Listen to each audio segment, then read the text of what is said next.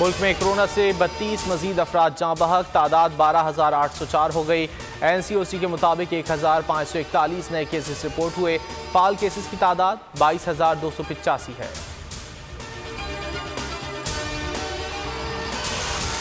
NA 75 Daska के ज़िमनी election कलअदम करार। हल्के में 18 मार्च को दोबारा वोट डाले जाएंगे। इलेक्शन कमीशन के मुताबिक इलेक्शन आज़ादाना और शफाफ माहौल में नहीं हुए।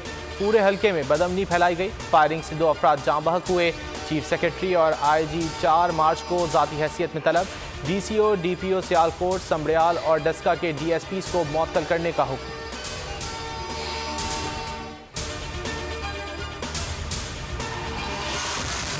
हुकूमत का इलेक्शन कमीशन के फैसले के खिलाफ अपील दायर करने का ऐलान। PTI उम्मीदवार अली असजद मलही सुप्रीम कोर्ट में दरख्वास्त दायर करेंगे। तर्जुमान के इजलास में वज़ीर आज़म को डस्का इलेक्शन से मुतालिक फैसले पर ब्रीफिंग, कानूनी और आइनी पहलुओं पर मुशावरत, फैसला चैलेंज करने के हवाले से मजीद मुशावरत भी की जाएगी।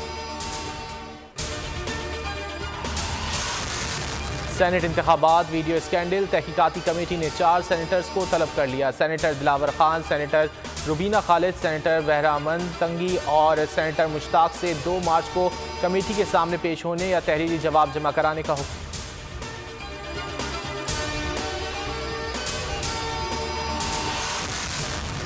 पंजाब से सेनेट के तमाम उम्मीदवार बिला मुकाबला कामयाब। नून लीग और PTI को 5-5, काफ लीग को 1 नशिस्त मिली। नून लीग के आज़म नज़ीर तारर, सादिया अब्बासी, साजिद मीर, इरफान सिद्दीकी और अफनानुल्लाह कामयाब। PTI के बैरिस्टर अली जफ़र, डॉक्टर जरका, एजाज चौधरी, ओन अब्बास और सैफुल्ला नियाजी भी कामयाब। काफ लीग के कामिल अली आगा भी बिला मुकाबला मुंतखब। नोटिफिकेशन आज जारी किया जाएगा।